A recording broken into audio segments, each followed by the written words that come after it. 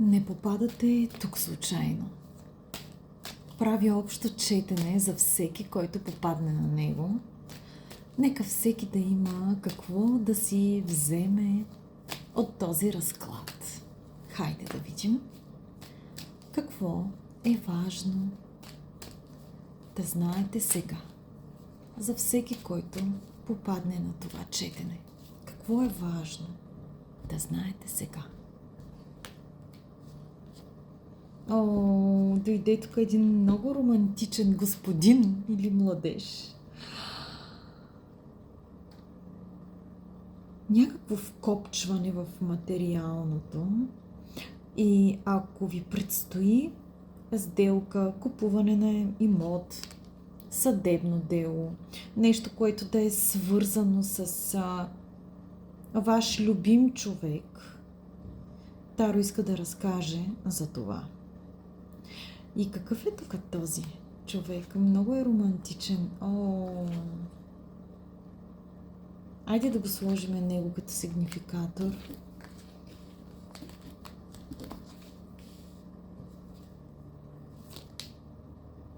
Млади хора, много млада енергия дойде.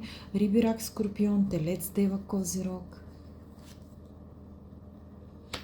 Защо някой нерешителен не може да се реши? На какво не може да се реши? Объркан, вижте, умът му, главата му е много, много объркана. Някой не знае как да действа, какво да направи. Трудно му е. Да, свързано е с две жени тук. 3 жени. Какви са тези жени?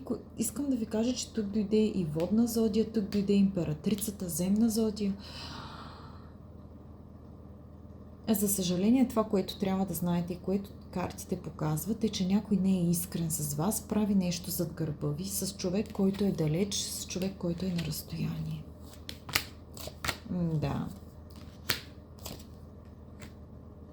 Но на всичко това се слага край. Виждам едно приключване, една трансформация, една промяна, едно освобождение и едно приключване на тая ситуация, тегавата. А защо излязоха всички тези жени? Искам аз да поясня. Каква е тая жена тук в момента? Жена, с която се подновяват някакви отношения, диктувани през егото. Някой иска тук да се задоволи егото. Говорим за връзка на разстояние. А тази, която е в семейството му, там най-неочаквано се случват. Ако пък тук попада семейна жена, най-неочаквано ще разбере за някакво фриволно поведение от страна на мъжа ѝ. Все пак е общо четене, няма как на всеки да резонира. А тази жена тук на бъдеща позиция, която се появи, каква е? Ами някаква нова жена или жена, която сякаш някой се опитва нещо наново да започне там.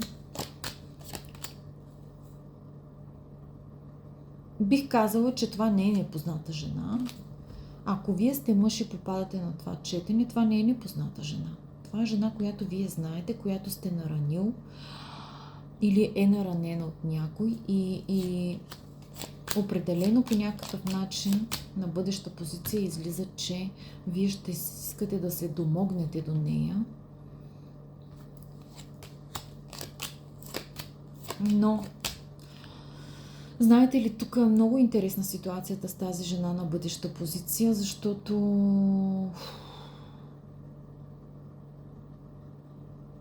не виждам доверие да има тук, виждам много съмнения от нейна страна към вас. А това пречи изобщо да се сложат някакъв фундамент. Така че може би е добре да видим конкретно при вас как ще се отиграе ситуацията, защото излезе човек, който е с някаква дилема между няколко жени, една от които е в семейството му в момента. Така че не знам на кой ще резонира ситуацията, но е доста заплетена и доста объркана.